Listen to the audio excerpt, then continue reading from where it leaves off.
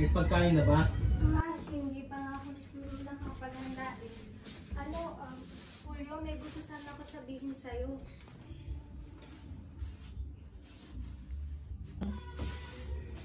Wala akong pakay kung ano man iyon. Ang sabi ko, maganda ka ng pagkain. Pero importante to. Ang sabi ko... Buntis ako! Pero anak mo to!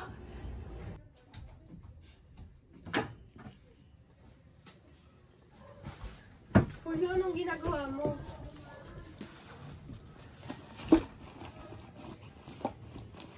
Iiwan mo na kami ng anak mo ng tuluyan? Oo, aalis na ako. Ayoko na sa buhay na to. Julio, teka lang, ano ba? Wait lang! Hintay lang, pag-usapan natin to! Responsibilidad mo to! Huwag mo naman kami iiwan ng anak mo! Pakiusap! Ang sabi ko, di ba ipalaglag mo na yan? Pakiusap, huwag mo kami iiwan ng anak mo! Julio! Huwag mo kami iiwan ng anak mo! Julio! Julio!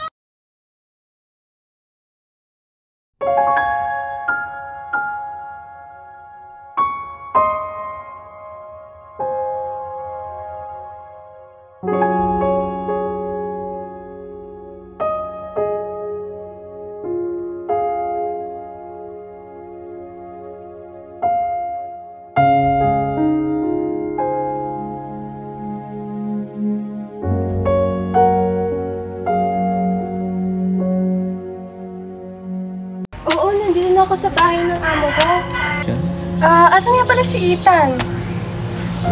Ano ba yan? Ilang oras pa lang ako wala sa tabi niya. Na-miss ko na agad kayo. Siya, sige na. Papasok muna ako.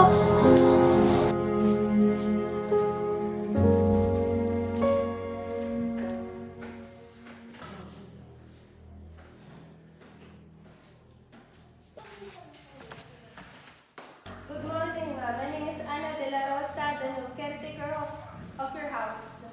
Anna, I just want to remind you that I don't like laziness. I don't like using your phone while doing chores. And before I leave, I want everything clean and finished. Yes, ma'am, I understand.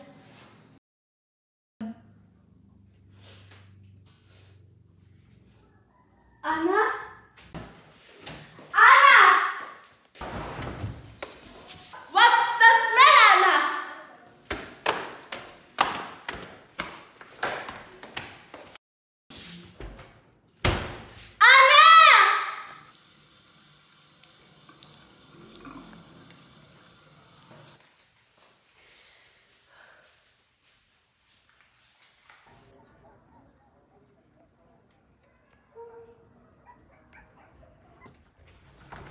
Ma'am, what happened? Madam, I'm sorry. I forgot I was cooking. Please forgive me, madam. I didn't mean to this happen. I'm so sorry, madam. You're so stupid! I will deduct it to your salary, remember that! I'm really sorry, ma'am. Please, ma'am, forgive stupid! I said I'm sorry. Now you suffer! Sleep outside!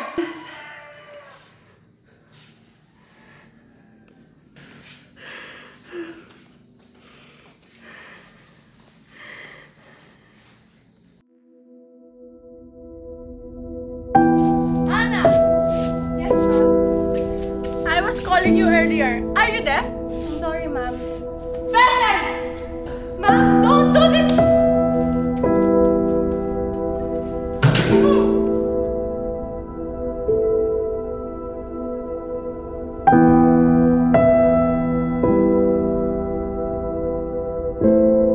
How could you do this to me, madam? I've done so many things for you. You're so stupid for this job. Get out of my house. But I need this job. But I have nowhere to go! I don't care! Mom, please don't. I beg you.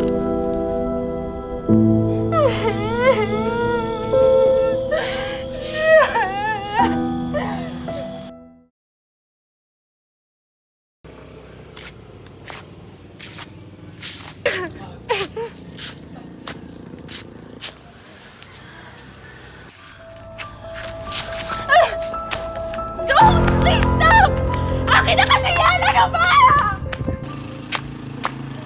Hey, are you alright? My stuff, they're stolen. What can I do to help? I don't know anymore. It's fine. Let me take you somewhere.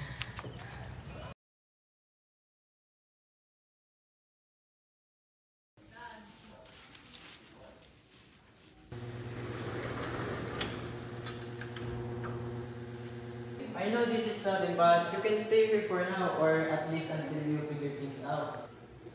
You don't have to do this, Daniel. I don't want to be a burden. You're not a burden. Everyone deserves a safe place. Have a seat. Thank you.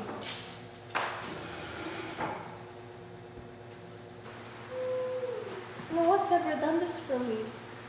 Thank you, Daniel. Then let this be the first of many.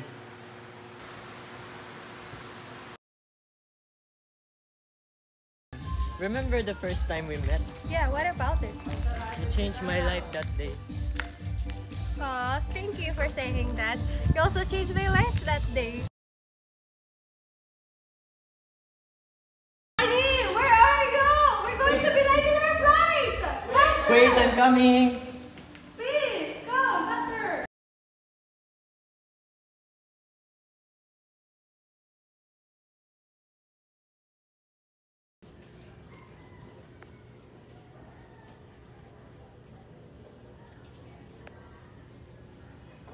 Ang ganyan pa ako. Mula naman sa mga nakukuha ang buod ng mga malalaking hapon tulad ng mga baboy.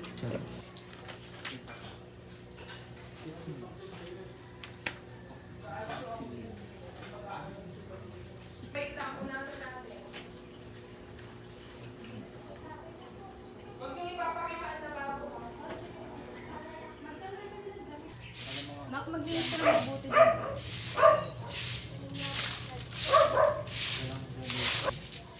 Nay, tapos na ako mag-imes. Pwede na po ba ako maglaro doon? Sige na, huwag ka magpapagabi ha. Dre, pwede na ako maglaro. Nasaan ka? Nandiyan ka na pala! Ito na maglaro! Andiyan na pala kayo. Tara. Bye-bye. Taya. Kaya ka na. Okay, takbo na kayo.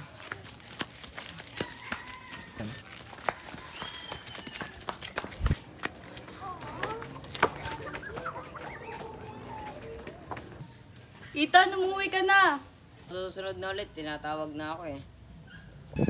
Gay, ingat ka. Sana mataba ka.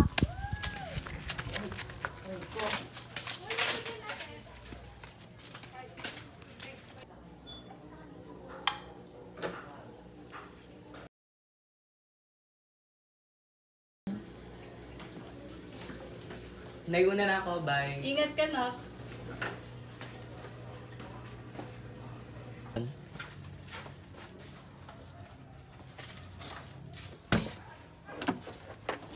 Are you really sure this is the right place? I think it is. Well, we'll see about that. Dito na pala silang nakatira, pero sana nga dito.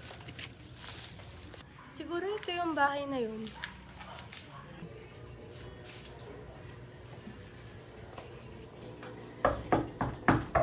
Ethan, ano naman nakalimutan mo? Ate? Sa? Kamusta ka? Okay lang, pero mahabang kwento. Asan si Ethan? Ano, tuloy mo na kayo. Sino siya? Si Daniel, asawa ko. Daniel, please give us some time. I need to talk privately with my sister.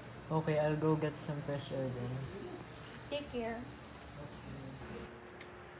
Ano, kamusta na si Ethan? Nasa si Ethan? Anong kalagayan niya dito? Ethan? May anak ka pa pala, ate? Oo, Rosa, madami akong pagkukulang, pero nandito ako ngayon para tugunan lahat ng yun.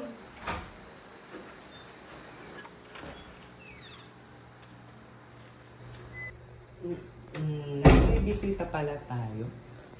Hindi ko na ba yan, anak? Anak, ang tanging nalalaman ko isa lamang ang aking ina. Nay, ano to? Ano sinasabi niya? Hindi na. Totoo ang sinasabi niya. Siya ang tunay mong ina. Ano to? Rosalinda, hindi mo man lang sinabi sa kanya na ako ang tunay niyang ina? Dahil hindi ka nagpakaina. Nay, naguguluhan na talaga ako. Sino ba ang tunay kong ina? Sinali mo maniwala ka sa akin, Ethan. Si Nanay Rosa lang ang tunay kong ina. Ako may karapatan dahil ako nagluwal sa batang yan. Pag-usapan natin sa korte.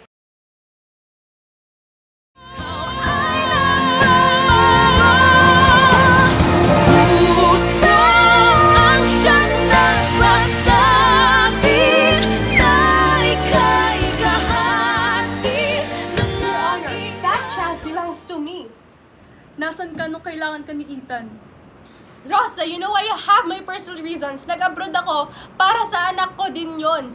Nung may sakit si Ethan, wala siyang gamot, wala siyang lahat. Nasaan ka nun? You don't understand. Hindi mo ako naintindihan, Rosa.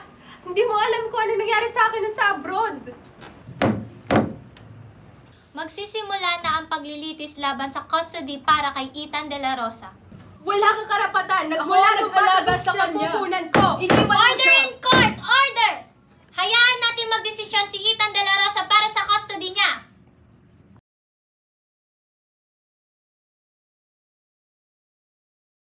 Ethan, approach the bench.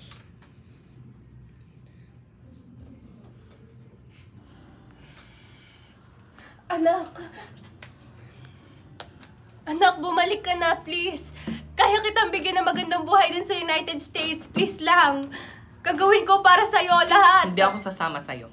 Masaya na ako sa puder ng Nanay Rosa ko. Pero nangako ako sa tita Rosa mo na balang araw babalikan kita. And sa tingin ko, ngayon na yung tamang araw na yun. Tamang araw? Oo, tamang araw ngayon kasi yumaman ka na. Pero nung mga panahong kailangan kita, asan ka? Your Honor, wala nang dapat pang paglitisin pa. Buo na ang desisyon ko. Sa Nanay Rosa na ako sasama. Kung gayon, buo na ang desisyon ng korte. Full custody ay mapupunta kay Rosalinda de la Rosa.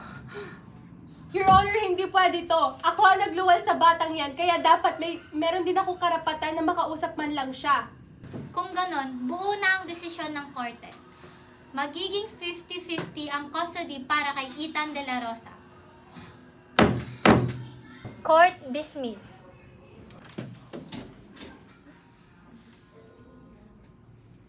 Hintay lang, okay lang ba na makausap ko muna si Ethan? Rosa? Ethan, makipag-usap ka muna. Hihintayin kita sa may sakayan. Mama ka na kasi sa akin, Ethan. Walang magagawa ng tita Rosa mo kapag magka-college ka na. Kaya kitang pag-aralin. Pero masaya na nga ako sa puder niya. Pero Ethan, kung ka ma-aksidente ka dyan, huwag ka lumabas.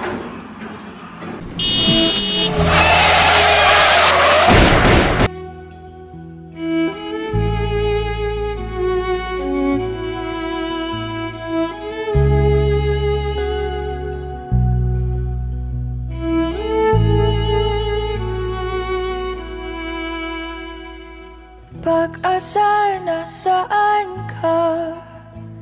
Ba't sumama sa paglisan niya? Kung babawiin ang mga nasabi, babalik pa sa aking tabi.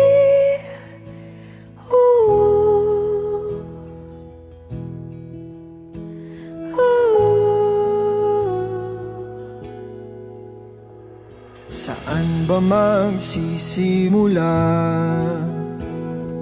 kung ako'y umaasa pa?